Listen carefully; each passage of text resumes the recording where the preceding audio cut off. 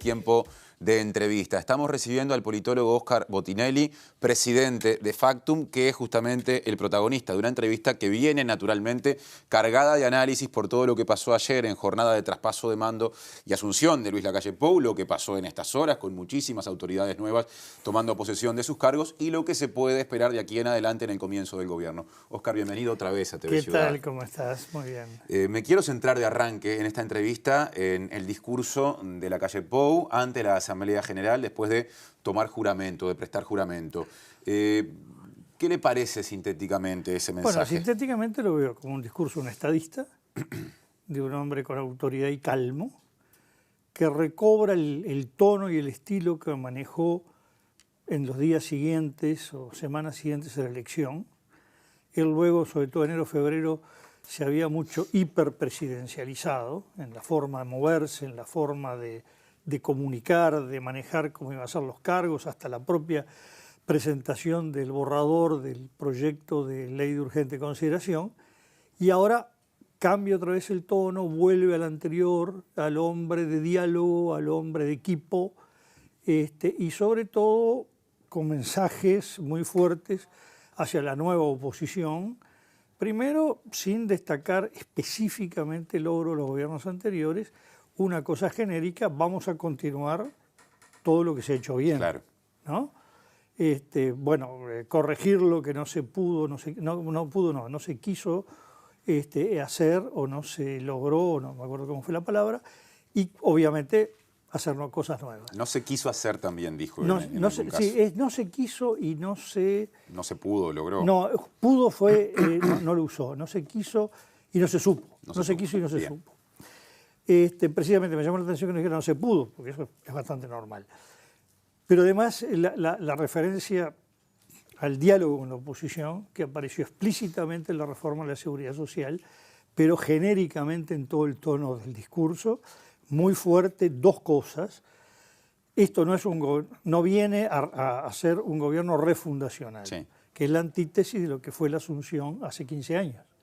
Hace 15 años, hasta la estética buscó que se refundaba el país, se eliminaron los símbolos nacionales. Asunción de Tabaré Vázquez, primer gobierno del Frente Amplio. Primer gobierno del Frente Amplio. El primer gobierno de Tabaré, se eliminan los símbolos nacionales durante 15 años.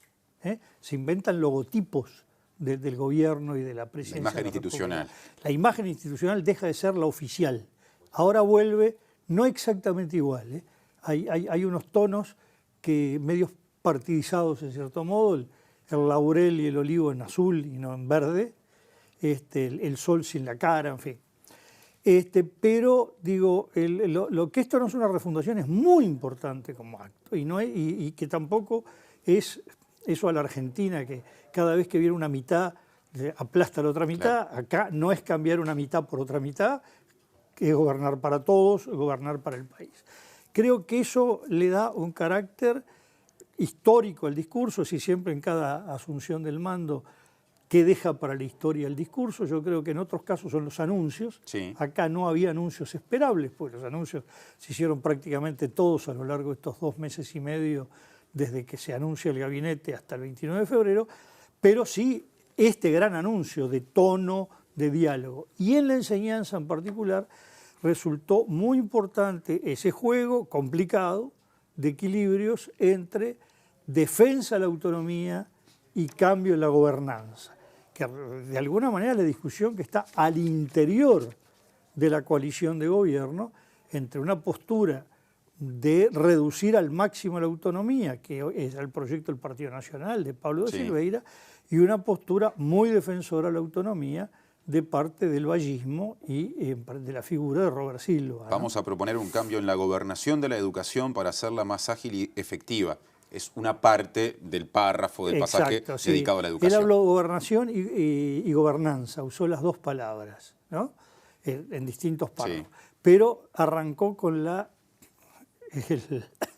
el respeto a la autonomía. Es decir, esto es muy importante vista que la línea que venía del Partido Nacional, del programa de Todos hacia Adelante, todas las exposiciones de años de Pablo da Silveira, consideraba negativa la autonomía de la educación. Entonces, esto es Un posicionamiento que obviamente no contempla a todo el mundo, va a haber gente que va a resistir los cambios que puedan venir legítimamente, pero que sitúa el arranque en un punto más medio que el que se ubicaba un mes atrás. Claro, ¿no? Una moderación en ese sentido. La seguridad es un acento permanente en este nuevo elenco de gobierno. Le quería hacer una precisión que es la siguiente. El primer aplauso que genera el discurso ante la Asamblea General lo genera la mención a su padre, el expresidente Luis Alberto Lacalle Herrera. El segundo se da en un momento en el que ya en el tramo más programático de anuncios, si se quiere, Lacalle habla de la crisis de seguridad humana, así la define, pese a que le reconoce a los gobiernos anteriores el aumento del presupuesto. Y la primera actividad de hoy en su agenda fue una actividad vinculada con la seguridad, jefaturas de policía y nuevo Ministerio del Interior. Bueno, el Ministerio del Interior es obligatorio que sea el primero. ¿Cómo es eso? A ver. Claro, es el primer ministro. El ministro número 1 es el ministro del Interior, que en la Constitución de 1830 se llamará ministro de Gobierno. Es el que tiene la responsabilidad genérica del gobierno, no solo de la seguridad, y es el primero que tiene que ser investido necesariamente. Le agregó una reunión con quienes encabezan las jefaturas de policía. Bueno, eso en parte de la ceremonia, ¿no? Estaba anunciado eso desde los debates. Sí, incluso. pero digo, desde el punto de vista formal era lógico que fuera. Eso no tiene ninguna connotación, más allá de la que se hizo dar.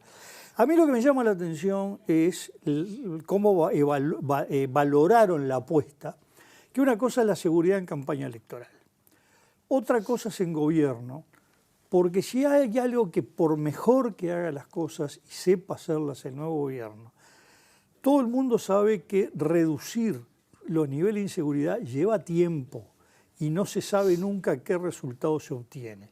Es decir, es de las apuestas más riesgosas objetivamente. Claro.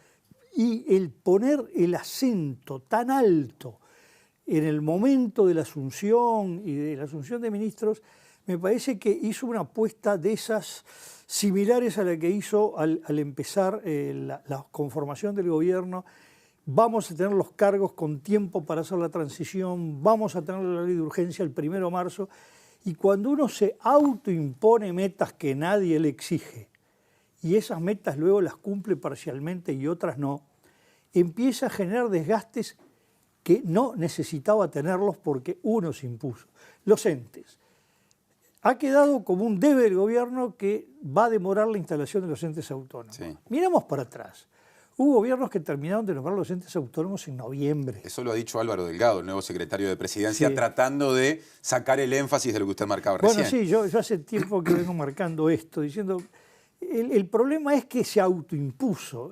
La cantidad de veces en política, en elecciones, de todos los partidos, que uno ve que el daño más grande se lo hicieron por ponerse metas que nadie le pidió que se pusieran. Se me vienen a la mente algunas de las promesas de la campaña anterior del expresidente Tabaré Vázquez, por ejemplo, en materia de seguridad, con cifras incluso. Bueno, yo diría que relativizo las promesas de campaña. Ajá. Las promesas de campaña tienen un toque de mágico, de esperar.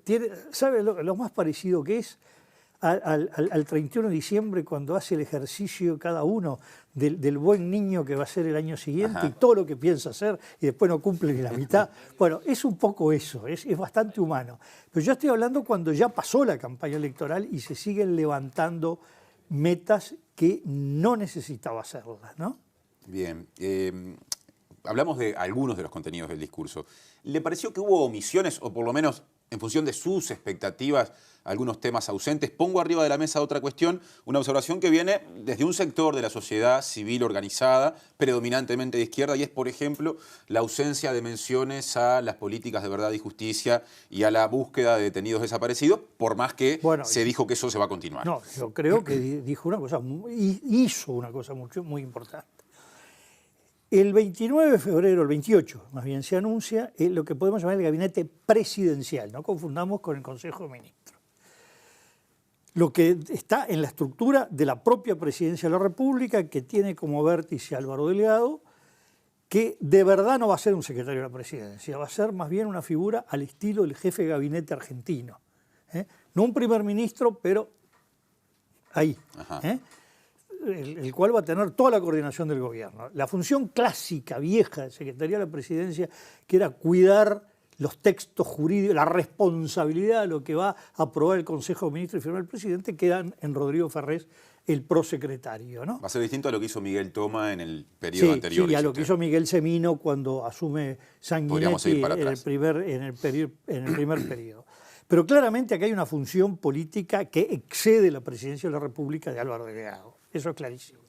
Pero además, Conrado Ramos, uno de los mayores especialistas del Uruguay en reforma al Estado, al Frente Servicio Civil. Esto es una señal muy importante. Doctorado con una tesis sobre reforma del Estado en la Universidad de Frankfurt. Tutoreada por uno de los mayores especialistas mundiales en reforma del Estado, como es Hans-Jürgen Pulle, un gran conocedor del Uruguay. Pero respecto a lo que tú decías, un dato importantísimo. La Secretaría de Derechos Humanos para el pasado reciente, una de las 3 vicepresidentes, la única que ha sobrevivido, de los que impulsaron la derogación de la ley de caducidad. Me parece que mucho más importante que un párrafo en el discurso es toda la simbología que implica el nombre de Matilde Rodríguez Larreta, una mujer que llegó a hacer rupturas políticas importantes a raíz, que la afectaron emocionalmente, a raíz de la ley de caducidad. Me parece que es una señal muy significativa la que hizo, ¿no? Y para completar el gabinete presidencial diría, bueno, la figura de Jorge Chediak, 2 veces presidente de la Suprema Corte, gran jurista para el tema del lavado de activos, y la del coronel Sergio Rico, que ahí me comprende el general de ley porque fue alumno mío en la maestría de Ciencia Política, es un especialista en altos estudios militares, ¿no? Es decir, creo que el gabinete presidencial es uno de los de más alto nivel que ha habido en los últimos tiempos en Uruguay. En realidad antes no existían los gabinetes presidenciales, ¿no? Lo llevo ahora a la Plaza Independencia. Se ha hablado mucho de otra vez lo que pareció ser, en función de los gestos, los abrazos, el brazo, un vínculo muy fluido o que fue sanando con el tiempo con el presidente saliente Tabaré Vázquez, después de que hace 5 años y monedas habían competido por la presidencia por momentos con cierta aspereza de un lado y del otro. Hay, me parece, una lectura predominante que tiende, no sé si decir a la autocomplacencia, pero a decir este es un ejemplo del Uruguay al mundo. ¿Usted qué importancia le da a esos símbolos? La importancia la marco en que hubo 3 cadenas internacionales de televisión que ayer me hicieron, más bien anoche, entrevistas vía Skype, y las 3 me preguntaban por ese gesto, ¿no? Lo cual quiere decir que esto llamó muchísimo la atención, ¿no? Se esperaba quizás algo medio a la Argentina, ¿no? Más frío. Frío o hasta medio beligerante. Beligerante, ¿no? No una cosa. También es verdad que se puede amortiguar, porque allí hubo dos datos que fueron muy importantes. Uruguay cuenta hoy con 4 expresidentes de la República a partir de hoy. Uno está en el palco como padre del nuevo presidente. Otro hecho histórico, si no me equivoco. ¿Qué? Otro hecho histórico ese. Sí, si quiere hablamos un poquito. El otro expresidente está presidiendo y tomando el compromiso de honor al nuevo presidente. El otro está sentado como senador, ¿no?